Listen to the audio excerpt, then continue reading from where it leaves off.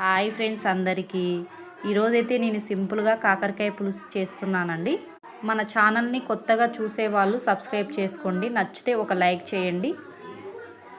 ఏం లేదండి, జస్ట్ కడాయిలో ఆయిల్ తీసుకొని వేడయ్యాక జీలకర్ర, ఆవాలు, ఆనియన్స్ అండ్ కరివేపాకు అండ్ పసుపు అండ్ అల్లం వెల్లుల్లి పేస్ట్ యాడ్ చేయాలండి.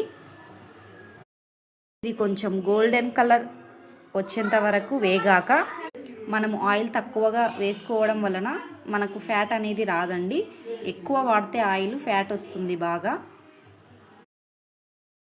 మనం కర్రీలోకి టమాటాలు అండ్ కొంచెం చింతపండు అనేది తీసుకోవాలండి. ఈ టమాటాలు మిక్సీ పట్టుకోవాలి మిశ్రమాన్ని. ఇలా వేడి అయ్యాక ఆనియన్స్ టమాటా పేస్ట్ అనేది యాడ్ చేయాలండి. యాడ్ చేశాక ఈ టమాటా పేస్ట్ని కొంచెం బాగా వేగనివ్వాలండి, పచ్చివాసన రాకుండా. కొంచెము బాగా వేడయ్యాక కొంచెం మగ్గనివ్వాలి. తర్వాత కొంచెం కారము, ఉప్పు యాడ్ చేయాలి.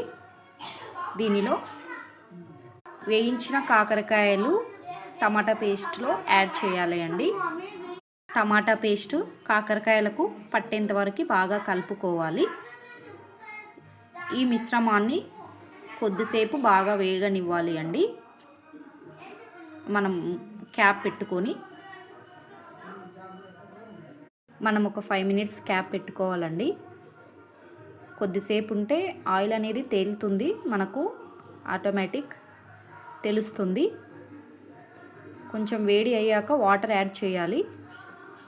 ఆయిల్ ప్రతి ఒక్కరూ తక్కువగా వాడండి, ఇంట్లో అందరు హెల్తీగా ఉంటారు.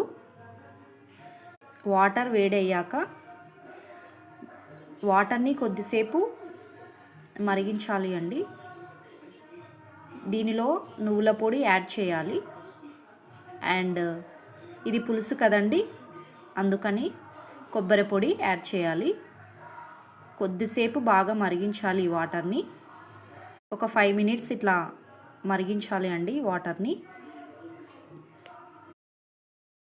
కాకరకాయ పులుసు ఎంతమందికి ఇష్టం ఒక లైక్ చేయండి. తర్వాత మనము ధనియా పొడి యాడ్ చేయాలి. కొంచెం వేడి అయ్యాక లాస్ట్ మనము కాకరకాయ పులుసులో బెల్లం యాడ్ చేయాలి. బెల్లం యాడ్ చేయడం వలన పులుసు చాలా బాగా టేస్ట్గా ఉంటుంది. ట్రై చేయండి అందరూ, కామెంట్ చేయండి తప్పకుండా.